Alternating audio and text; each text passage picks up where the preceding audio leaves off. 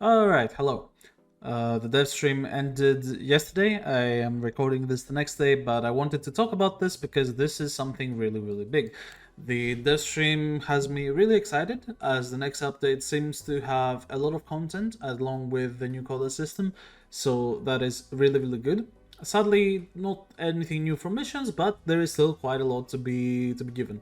But this is something I want to talk about today, and this is something that will be very important moving forward in the next update, and that is the Exalted weapon changes, because many people may be confused, and I will also give my predictions on what will be very strong or not. So, I have this small paste bin right here, and we will read it, and I will explain everything by going back in the page. I have Warframe open here as well to showcase some stuff. I'm on Atlas right now, so we'll talk about that, and everything will be explained. So let's start.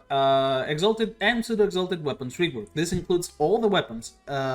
This includes Mesa's Peacemakers, Titania's Razor, Wingflies, everything. Like, not just melee, everything. Absolutely everything.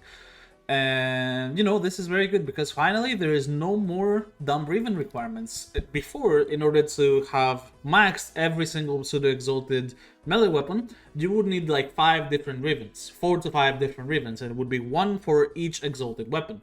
I'm counting Slash Dash into this. I'm not sure if D is gonna count Slash Dash as a pseudo-exalted weapon. They should, even though they don't really say anything about it.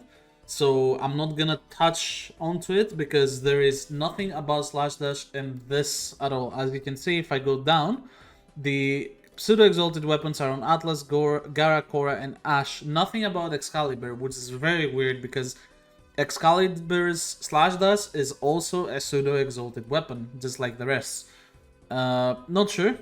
It says now scales with modes equipped on his Exalted Blade instead of modes equipped on his regular melee weapon.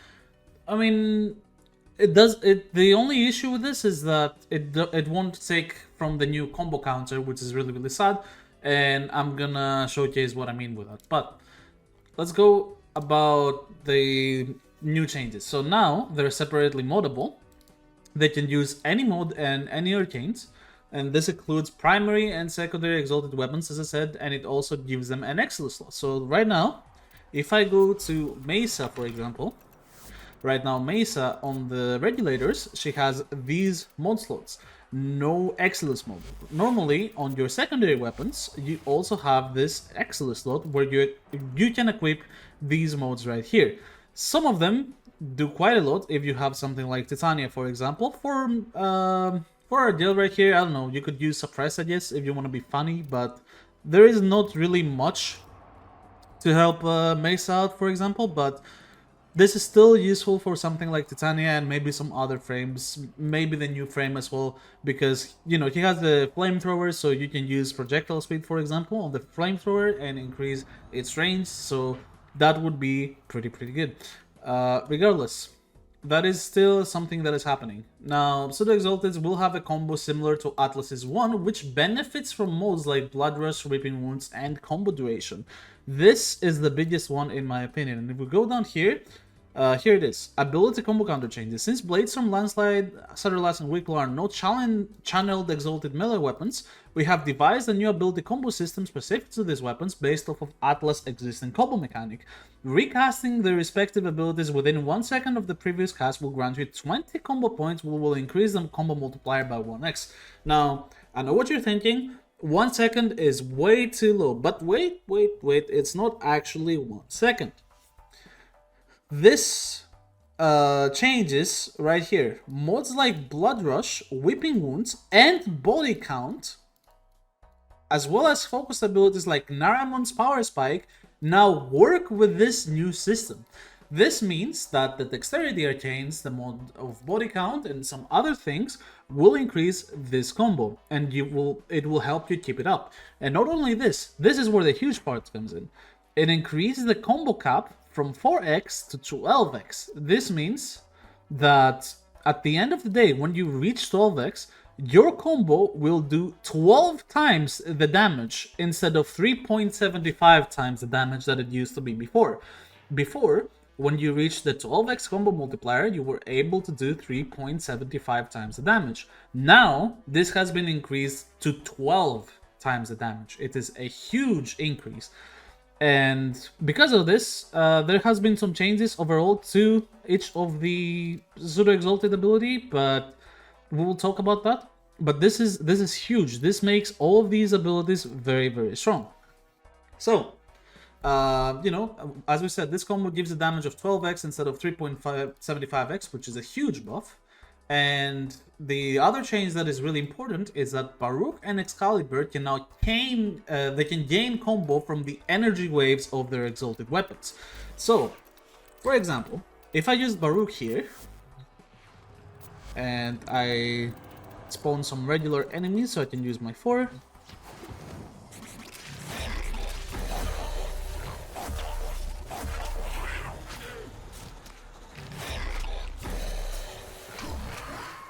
As you can see from these waves, right now I'm not gaining any combo.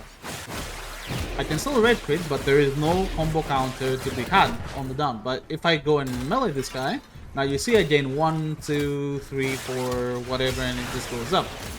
So you couldn't really gain something from these, except you killed someone and you used Galvanized Reflex for the initial combo, which was a pretty valid way to use this. You could also use something like the Rauda, the shotgun, to increase your melee combo multiplier, but now these are not needed. This makes it so that you can actually use Desert Wind Prime, and because now you will be able to equip modes like Blood Rush, while now you can't, this will make Baruuk way, way stronger in general. And we will talk about that, obviously. So now stances also provide mod capacity. Like, this is so big because you will need less Forma for each of your exalted weapons. This is huge because now, as you can see, Serene Storm, it doesn't give me any extra capacity, so right now this build is, for example, unfinished. And obviously I was gonna Forma this because I want to play Baruuk more, but I'm not gonna do it now because I know Serene Storm will gain me extra 10 capacity and I can revisit this build completely after the new changes, so there is no point forming or taking a look at Baruuk right now. This means that a lot of other frames now will be able to use less Forma on their exalted weapons. Both Titania and Mesa will be, well, not affected by this, except for the Diwara, obviously. But any melee exalted weapon will have a matched chance to require less Forma. Now, these are the new mods available for use. These are taken directly from the website, so even if I have it here or I have it somewhere else, you can still read them. These are it. All these. Important ones, well, I mean, Hydraulic Crosshairs goes into Galvanized Crosshairs, which is decent. Good for something like Titania, maybe, if you want to go crit Titania, but other than that, it's mainly the melee mods. The rest, it doesn't matter too much. It's mainly the meta mods, if we're being honest. But in case Hildrin's exalted weapon, you know, it can also take these. Maybe Hildrin can also benefit from some of these. But in general, none of these really matter on the primary and secondary slot. It's mainly the melee ones that matter, where we have Blood Rush, we have Maiming Strike, Gladiator Rush, Weeping Wounds especially. This is an incredibly strong mod. These are really, really strong additions that we can actually use onto our exalted weapons. And then, you know, this is basically it. There is some ash changes, we're going to talk about this, but this is in the conclusions and meta shifts category. So Khora is a bit nerfed because you cannot go 40% strength anymore to achieve really high damage, but will still do crazy damage from the new combo system. And this is because of this. If we go to the Khora changes, because they changed every pseudo exalted weapons from these 4 abilities. If we go to Khora section, Khora now has the Whip Claw, and Whip Claw's base damage has been reduced from 300 to 150. So in current state Whip Claw has 25% crit chance, 25% status chance, and 300 base damage. This means that a Khora with 40% strength, will have a Whip Claw of 120 damage. But after the change, a Khora with 40% strength will have a Whip Claw of around 60 damage. And 60 damage, in my opinion, is way too low. It's way too low. You will probably need around 100% strength in order to achieve the damage that you need to achieve, which means that Khora will not use this exact build anymore. She will need something to, you know, give her a bit more strength. And until we figure out what that is, maybe we reduce some of the range, maybe not, we'll see. But, you know, Whip Claw is a tiny bit nerfed. Although, we'll have to see how much the range is affected, because Whip Claw has a base range of 5, while on the Dev Workshop, it works like this. Every Exalted weapon has a base range of 2.8 meters, which adds directly to the modded ability range on your Warframe, and can also be enhanced with melee modes like Reach. So this is very, very weird, and we will have to see how it plays out for Khora. Because Khora really cares about having a lot of range on her Whip Claw, and because of her augment, that is basically all she cares about, if we're being realistic. But if we go to the other Warframes, for example, Gara, let's talk about Gara first. Gara is gonna be super busted, but will still fall under the radar because the stacks of her 2 can be lost instantly, and people don't like that. She will be an insane nuke frame regardless. So if you don't know about Gara, and if you haven't played Gara ever, Gara has a lot of things going on in her kits, and I'm sure this is a build that I was just trolling on, but this is something that you will most likely use with Ready Steel here instead of Steel Charge, so it's not that. Basically like this. Ready Steel will not be needed anymore, but Gara's Whiplash or Sutter Lash has a ton of range, right? Does it matter? No, not really. What matters is this, Mass Vitrify. Your range on Sutter Lash does not matter one bit. Your range on Mass Vitrify is what matters, because right now, you know, I have a ceramic dagger to prime it, but if I just use this on myself, and then I just hold one, you see, it damages everybody through the ring of my 4th ability, completely destroying all of their, you know, overguard. Normally, it would destroy most of their overguard. Right now, this build simply primes this enemy so you can do more damage, because this augment basically gives you Bane mode on the abilities.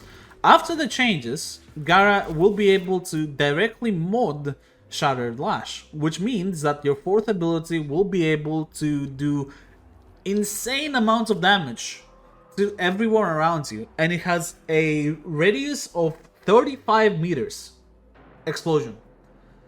And if you think about it, after the changes, when Gara reaches the 12x combo on Shattered Lash, this will be able to absolutely one-shot anybody affected by this radius and this explosion. Because this is explosion damage plus Shattered Lash damage plus your 2 affecting them a bit after with a damage multiplier. This will go absolutely nuts after the changes. Right now, this is not something that can one-shot anything above level 60. Everything below level 60 gets absolutely one-shot, but that doesn't matter. You usually use Gara for her 2nd ability to just walk next to enemies and absolutely destroy them. However, with the new changes, you will be able to do that and have a pocket nuke right on your 4th ability, which will do crazy, crazy amounts of damage. And obviously, you now won't need a Godroll ribbon for your ceramic dagger or Magista or whatever you would have used before on Gara in order to achieve that. You will just be able to achieve that and do tons of damage. So yes, Gara is gonna be super busted in my opinion, but because people really like stacking her too and gaining the infinite damage, and they hate when they lose the infinite damage due to falling off the map, stepping into a nullifier, basically doing a single mistake, people are not gonna play Gara unless that is changed. Now, let's go back to Baruuk. I think this is gonna be the most hyped Warframe because Syrian Storm is able to stack combo now, and you will have Blood Rush and all that. Baruuk is gonna be mega hyped and will become meta. Being finally able to gain combo from the waves, you will get to 12x super quickly, and now you can use Blood Rush, Whipping Wounds, which is insane. Yes, Desert Wind will have crazy amounts of damage, and because you will be able to use the Tenokai, you will be able to also do a one-shot attack with your heavy attack, because in case you don't know, the Fist's weapons, their heavy attack just slams the ground next to you for basically 10 million damage. It has crazy damage onto the heavy attack, and there is a lot of people, for Valkyr for example, that only play around that heavy attack build with slam attack modes and treat it like that. And yes, Baruuk is gonna be absolutely insane after these changes, and I'm sure people will treat him as meta, and his popularity will skyrocket pretty much instantly. Now, this also means, because of these new changes, that Dexterity Arcanes for primary and secondaries will become meta. The Dexterity Arcanes, in case you don't know, are these. If you have primary Dexterity, you gain 7.5 second combo duration, and because the meta is being shifted to be melee focused with these new changes, these Arcanes might become a bit more meta and a bit more used than primary Deadhead and maybe primary Merciless for some specific interactions like Kuva Sobek, for example. But, in general, it is something that we will have to look at and test a bit after the new changes arrive. Now, this is a big one. The last 5 are pretty big, and they're kind of speculations, but in general, they are something that we will have to test when the update arrives. First of all, Mesa might be able to benefit from 2 Arcanes at the same time. Right now, if we go to Mesa... Wait, I changed Mesa. What time is it? Yes, I changed it. Okay. If we go to Mesa right now, Mesa is able to trigger secondary outbursts on her secondary weapons by just getting 12x from any melee weapon of her choice. And this will make it so that Regulator's Prime will be able to orange or even red crits directly from that. So, if for example I just spawn these enemies and I shoot them, we see some oranges. This is because of the Kavat buff. If I wait for a cat's eye to run out here giving me 60% crit chance, because Kavat is ruining the video once again. Right now you see like normal and yellow crits, right? Great. Now if we hit these people a bunch of times, we get 12x. This is basically, just a simple weapon. Now we switch to secondary, we get secondary outburst. And because of secondary outburst and Kavat buff, look now. Only orange, and we should see some red crits if I manage to stay on the Kavat buff. It's barely above the 300% crit chance, so it's very, very close. Kavat buff is out, so now we should see some yellows, but you see it's pretty much constantly orange because of secondary outbursts. And now that outburst is run out, we're going back to yellow and normal again, having 70% crit chance. So if this is correct and this stays like this, we will be able to keep secondary outburst on our secondary and use secondary Merciless or something like that on the Regulator's Prime. And this will make it so that your damage is increased on the Regulators by a whopping 360%, which will make this build the de facto best build for Mesa with Galvanized Shots and Corrosive Heat. Pretty crazy stuff overall, if you ask me. This is gonna be absolutely crazy. You can use something, for example, like only Toxin on Mesa and benefit from that. You can go pure Heat and then try something like the secondary... what is it? Wait, I forgot the name.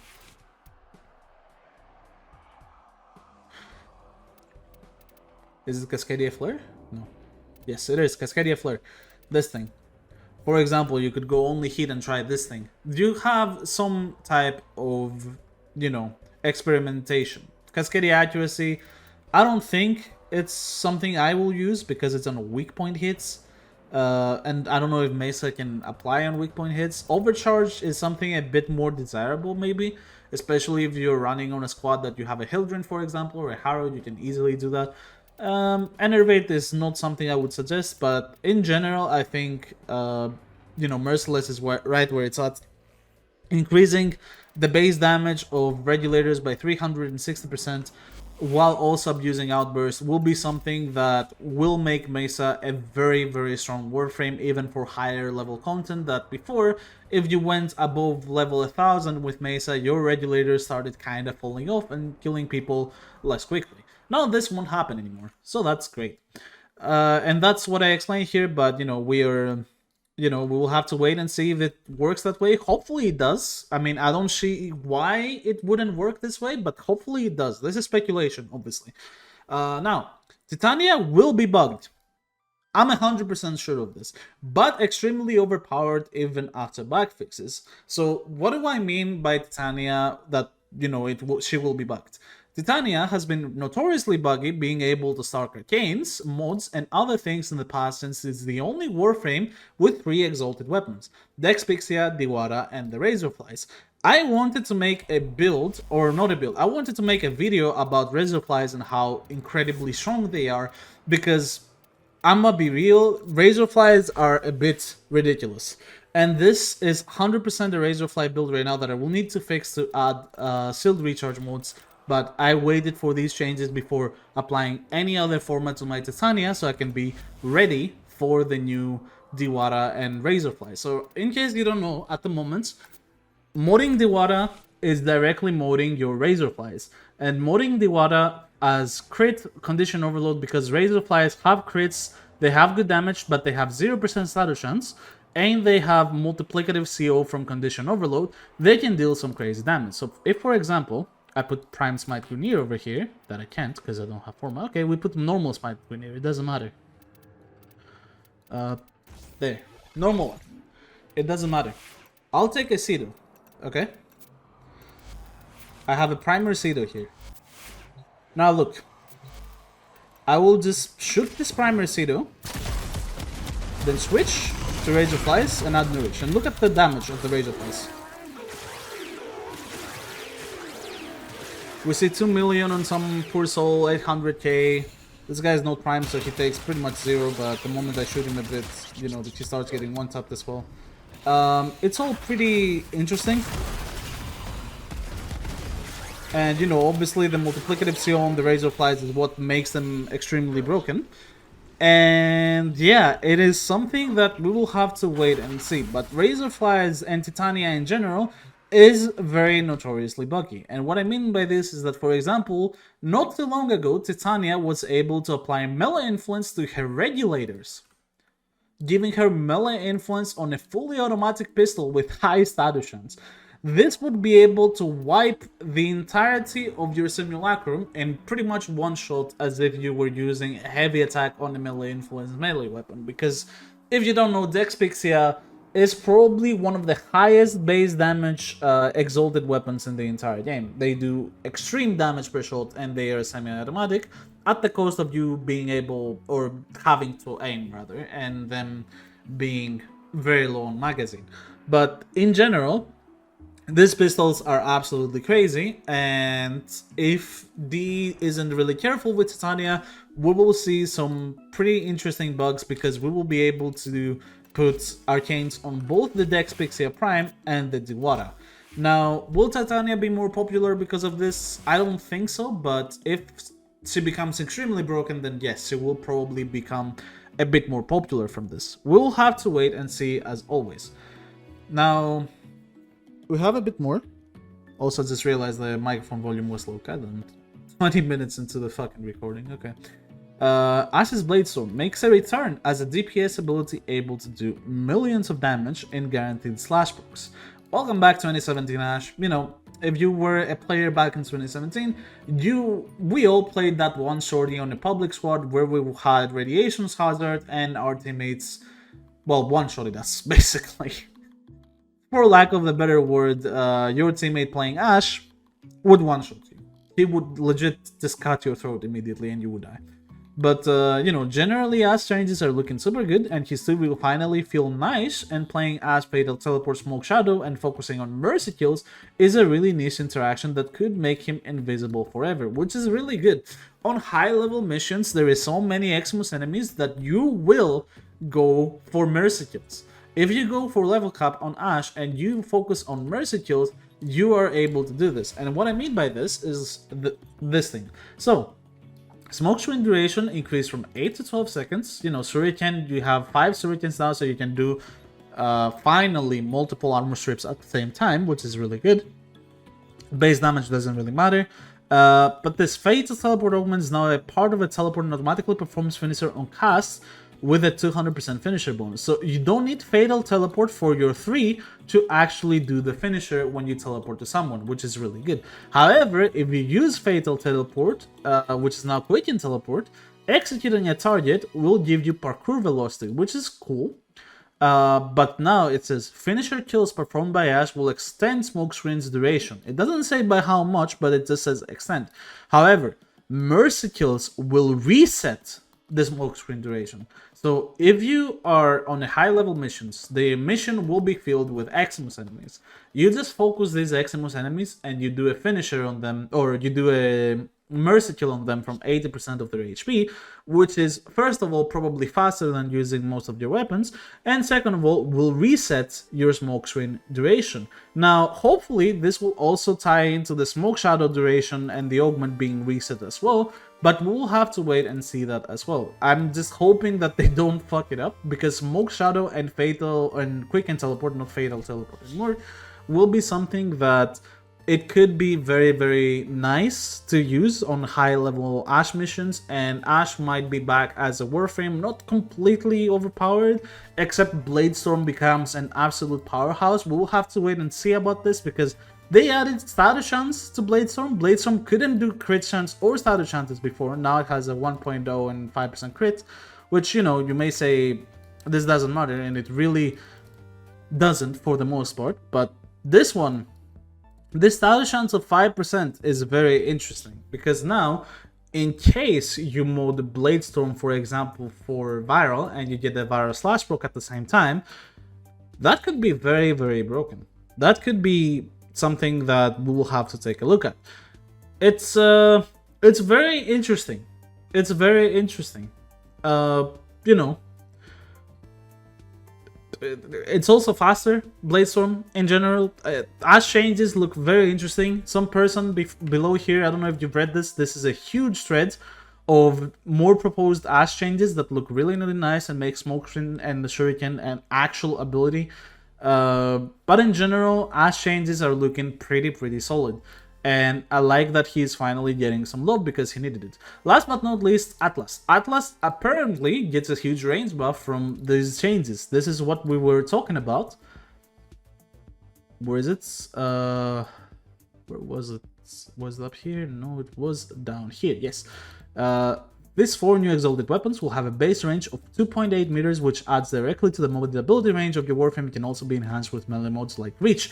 Currently, Atlas is a Warframe that will deal tons of damage. He deals extreme damage with his 1 and a good, you know, any decent stat stick, basically. But now, this says that his 1 finally has range, basically. Look, radius from 2 to 3.8 meters, and combo window, you know, we have the new combo window, and we're able to go to 12x, which will massively increase the damage Atlas will do. But in general, that sounds really, really good. Because, you know, Atlas doesn't need more damage. He will get more damage from this, which is absolutely great.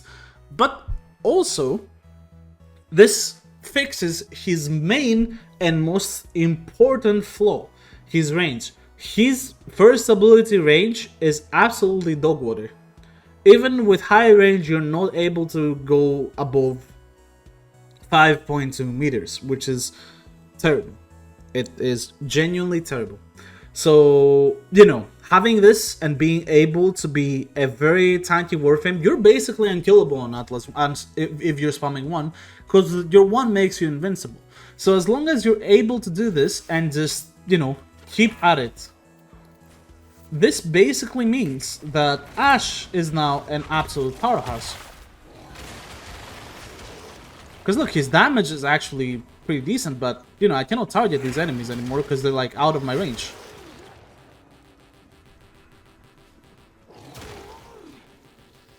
You see, like, the range is really bad. His damage is good, but the range is really bad. If the range is good, then Atlas can become really, really strong. Hopefully it gets fixed. That's what I'm saying. If it does, we might see an Atlas return. I think Atlas has a ton of potential looking at these changes. as I said, we'll have to wait and see how this exact part plays out. And this will also basically... This will be the thing that will either make Khora okay still, or it will make her, well, worse than what she used to be, but still pretty okay. Currently, Khora's Whip Claw has a ton of range and a ton of radius around the explosion, but hopefully this doesn't really change, and the only thing that is affected is how far you can throw the Whip Claw, because usually you throw down your fourth ability and that takes care of your AoE damage, because you just Whip Claw the fourth ability and then it applies Whip Claw to everyone. So that is still gonna be pretty okay. So that is all the changes, and that is all I have to talk about. All in all, this is a great rework. Hopefully bugs will be few and will get fixed quickly, and I cannot wait to do Titania level cap with only Razor Flies. I already showed you about this. Titania with her Razor Flies is absolutely insane, and that will be something that I will have to test immediately, and that will be very, very cool to look at. So, you know, very, very good. Also, one last thing, I didn't really note this, but Garuda Talons are also affected by this, because, you know, they're not really an exalted weapons, but they're adding an arcane slot to them nonetheless, which is absolutely great. In case you don't know, well, the Talons are pretty fucking stupid. Let me... So this is the Talons without any mods on them. Look, they're unmodded. 35, 2.0, 36, 280 damage. This is Venka Prime. 32, 24, 188. There is a huge damage difference. These also have more range than the Venka Prime. Venka Prime has 1.8, these have 2.2. So the Talons from Garuda Prime could become pretty insane after these changes. You know, it's really cool. So that's gonna be it. Really excited for March 19th and what is gonna arrive with March 19th and all the changes. And this is gonna be an absolutely gold-like update for meta shifts and all that. And I'm finally grateful that we're showing melee builds and melee warframes a lot of love by doing this. You know, nothing about Valkyrie on this video. I'm not sure how Valkyrie will be affected, although, you know, a lot of people like slide attacking on Valkyrie, and Maiming Strike is coming back. Also, you're able to finally mod Blood Rush onto them. Usually Valkyrie is a warframe that focuses around acolyte killing, so we'll have to wait and see how these changes affect her. And maybe with melee influence, Valkyrie is absolutely goated. As I said, let's wait and see how these changes land. And I think it's more important to take a look at the new pseudo-exalted stuff than the actual exalted stuff. But that's about it. Let me know about your thoughts on all of these changes and how these are gonna feel like in your opinion. And what you thought about this video in general. Do you like when I explain things like this before things come out? Do you want me to do more? Let me know down in the comments below, and I'll keep doing this if this video gets a lot of likes or, you know, comments that suggest that I should keep doing this. Thank you everybody so much for watching this video, and I will see you on the next one.